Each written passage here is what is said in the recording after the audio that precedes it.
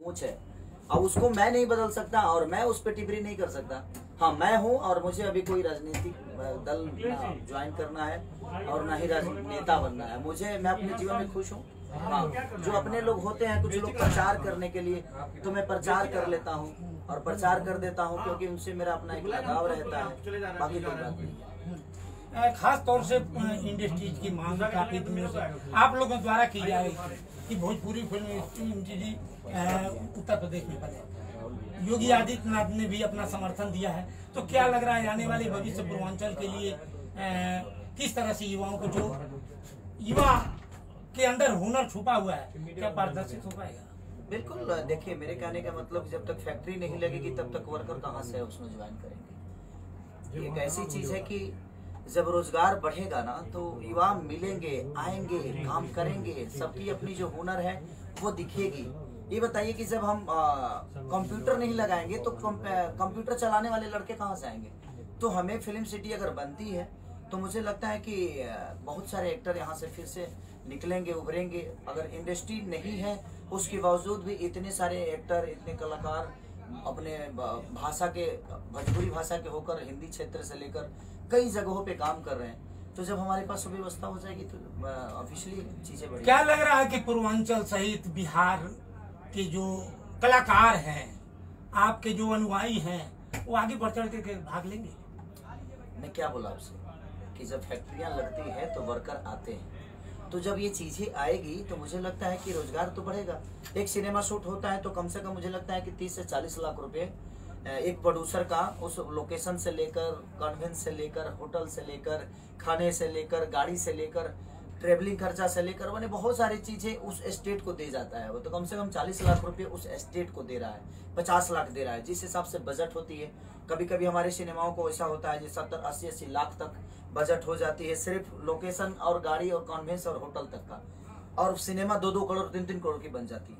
तो कहीं ना कहीं उस राज्य को रोजगार ही दे रहा है अगर एक सिनेमा बनाने को यहाँ पे आ रहा है तो। नहीं तो क्या लग रहा है बिहार?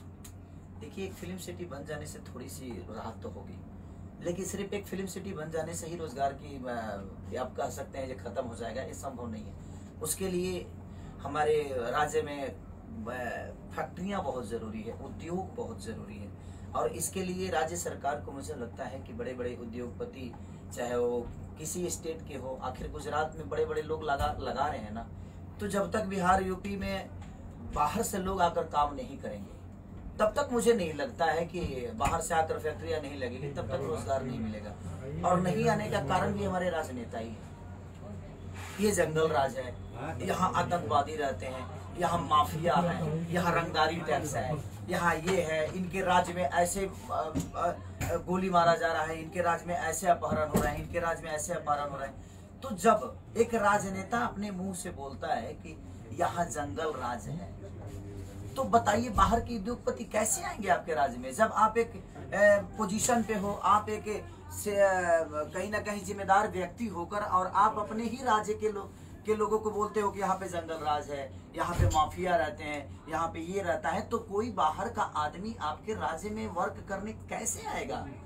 कब? अच्छे बताइए, कौन सा गुजरात का मुख्यमंत्री बोल दिया कि मेरे राज्य में जंगल राज है मेरे? और कहाँ हत्या नहीं होती है, कहाँ मर्डर नहीं होता है, कहाँ चीजें गलत नहीं होती है? मुझे कोई बता दीजिए कोई ऐसा राज्य है जहाँ पे मर्डर नहीं होता है, जहाँ पे खून नहीं होता है, जहाँ पे रेप नहीं होता है? हर जगह होता है सर। लेकिन हमारे यहाँ के राजनेता ही हमारे देश को बदनाम करके रखे, हमारे राज्य को, कि हमारे यहाँ बहुत मर्डर होता है, हमारे यहाँ बहुत सारी चीजें होती है। आज गुजरात में, बॉम्बे में, कहाँ कहाँ नहीं उद्योग कहाँ से लग रहा है। हमारे यूपी बिहार में क्यों नहीं लग रहा है? क्योंकि हमारे राजनेता शायद यही नहीं चाहते कि हाँ उद्योग लगे, क्योंकि उनके अपने मुंह से जिससे भी सुनिएगा, यहाँ पे उस सरकार में तो इतने हत्ये हुए, इस सरकार में तो इतने हत्ये हुए, किसको हम, यानी एक दूसरे की लोग बुराई करने में अपने लोगों को पीछे छोड़ देते। यस, एक दूसरे को बुराई करने में, एक दूसरे की को नीचा दिखाने में हम अपने राज्य को कितना नीचा लेके जा रहे हैं किसी को अंदाजा ही नहीं है। सर, 2 सवाल और हमारा है। अगर चुनाव लड़ते हैं तो क्या योगी आदित्यनाथ के खिलाफ अगर लड़ाई जाए तो लड़ेंगे? मैं क्या बोला आपसे, वो मेरे गार्जियन स्वरूप है ना। मैं अखिलेश जी के खिलाफ लड़ने वाला हूँ, ना मैं मोदी जी के खिलाफ लड़ने वाला हूँ, ना मैं योगी जी के खिलाफ। मुझे किसी के खिलाफ करना ही नहीं है, मेरा क्षेत्र अलग है, इस चुनाव से लेना देना ही है नहीं मेरा।